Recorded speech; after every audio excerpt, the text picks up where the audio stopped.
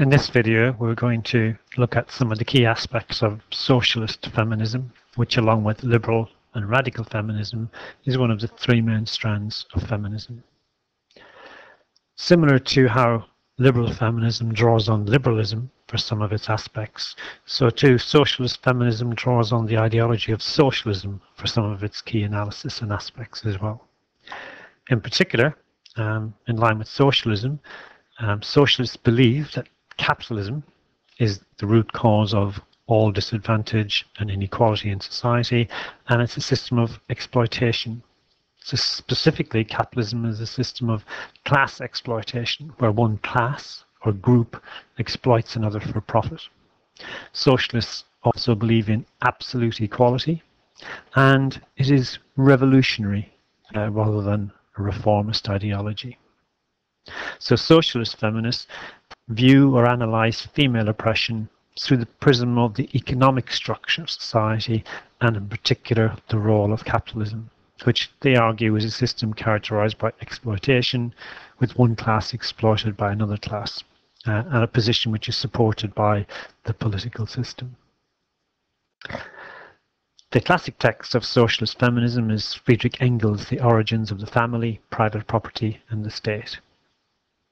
Engels argued that the emergence of capitalism in the 19th century had oppressed females in two key ways. Firstly, through the emphasis on private property, which is owned by men and then passed down to their male heirs. The second way that the emergence of capitalism had oppressed females was through the emergence of the institution of what he called the bourgeois family, which socialists see merely as a construct designed to support the capitalist system. Socialist feminists would argue that under capitalism, both men and women are exploited, and the ultimate way to get rid of this exploitation is to get rid of capitalism. For socialist feminists, confining women to the domestic sphere within this construct, the bourgeois family, serves the interests of capitalism in a number of ways. Within the domestic sphere, the bourgeois family, women are in effect a reserve army of labour. They're there to be called upon if capitalism needs them, if there's a shortage of male workers, and then to be sent back to the domestic sphere when the crisis is past. They bear and rear the next army of workers, and they relieve the male workers of the burden of housework and of rearing the children as well. The family itself provides a powerful incentive for the male worker to remain in work, to be a good, biddable worker, not to go on strike. And of course, the women provide relief and solace for the oppressed male worker when he comes home at the end of his hard day's work. Combining these together, we can see that as women's domestic work is unwaged, capitalism in effect gets two workers for the price of one, because only the male worker is paid, the woman in the home is not paid. So the capitalist system gets two workers for the price of one. Socialist feminists argue that women had been compensated for this subordinate position through what was called the cult of femininity, which was merely designed to protect male privileges.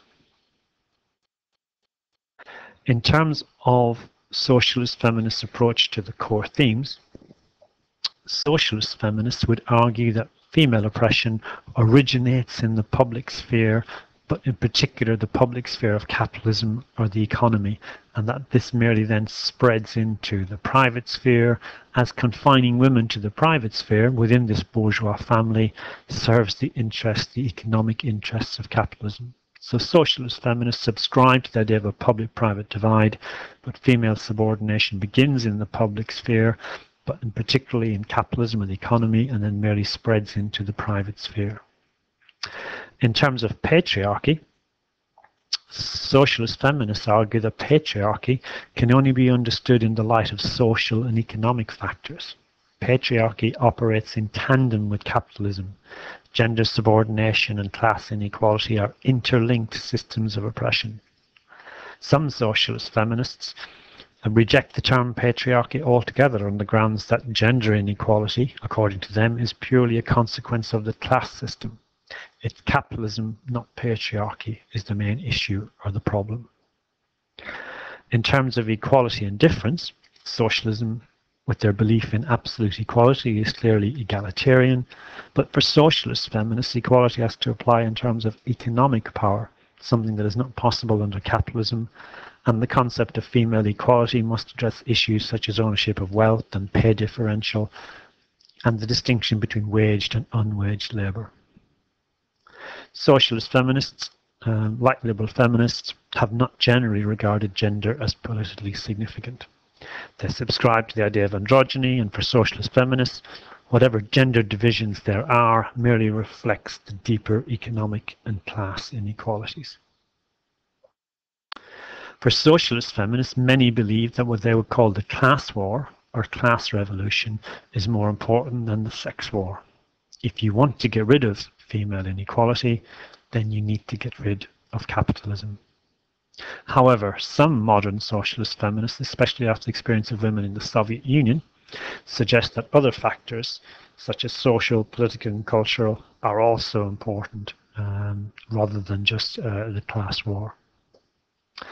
In summary, while liberal feminists argue that female subordination was caused by lack of legal and political opportunity in the public sphere, and as we shall see, radical feminists argue that female subordination originates in the patriarchal structure of the family, socialist feminists argue that female subordination is caused by the capitalist system, in particular the economic system in the public sphere.